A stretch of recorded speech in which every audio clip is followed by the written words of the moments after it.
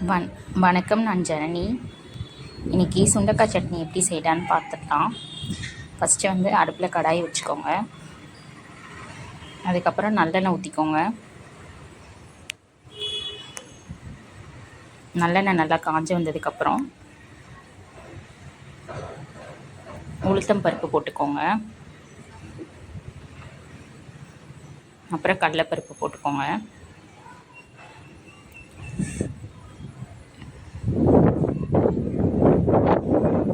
இந்த உளுத்தம் பருப்பும் கடலைப்பருப்பும் நல்லா வறுத்து கலர் வந்து சேஞ்ச் ஆகி வரணும்.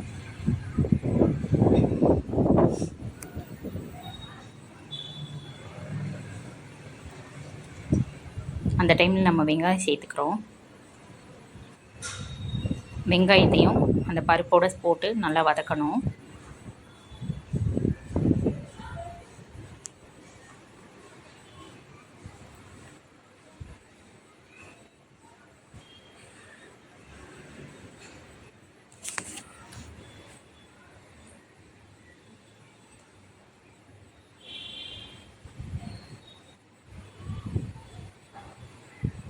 வெங்காயத்தோட கலர் நல்லாவே சேஞ்ச் ஆகி வந்துருச்சு. பருப்பும் நல்லா பொரிஞ்சிருச்சு.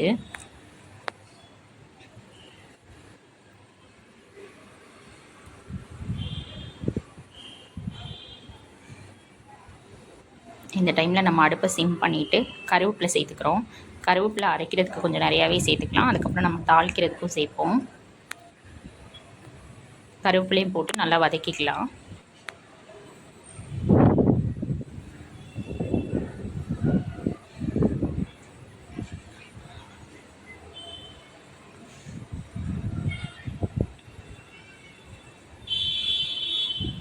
அப்புறம் நம்ம மிளகாய் வத்தல் சேர்த்துக்கலாம்.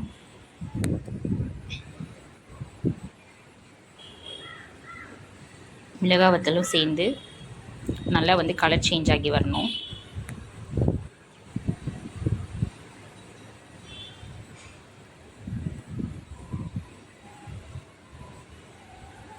அதுக்கப்புறம் நம்ம தக்காளி சேர்த்துக்கலாம்.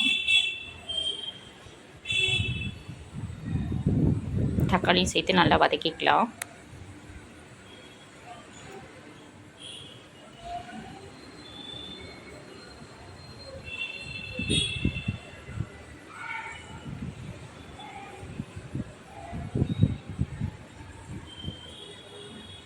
அதுக்கப்புறம் வந்து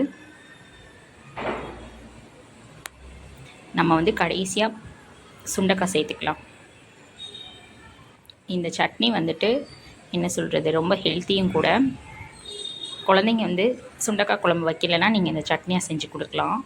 உங்களுக்கு டேஸ்ட்டில் எதுவும் டிஃப்ரென்ஸ் தெரியாது. நம்ம கார சட்னி மாதிரி தான் இருக்கும். துவர்ப்பு தன்மையெல்லாம் இருக்காது. அதுக்கப்புறம் கசப்பு தன்மையும் இருக்காது.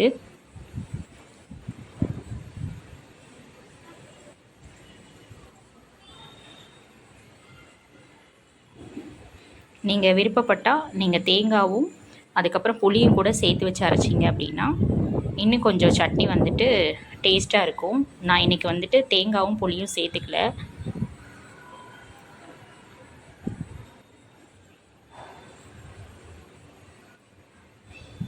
ஏன்னா நான் தக்காளி அதிகமாக சேர்த்தனால நான் இன்றைக்கி புளி சேர்க்கலை.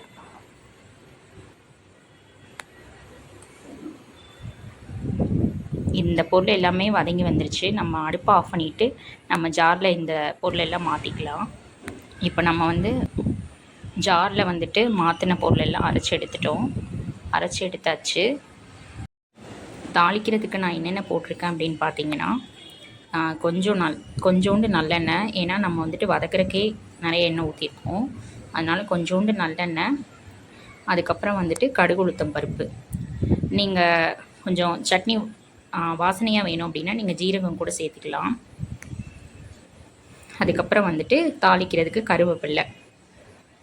இதை போட்டு நான் சட்னியில் வந்து தாளித்து கொட்டியிருக்கேன். தாளித்து கொட்டி சட்னி ஒரு கொதிக்க விட்டு இறக்கிட்டு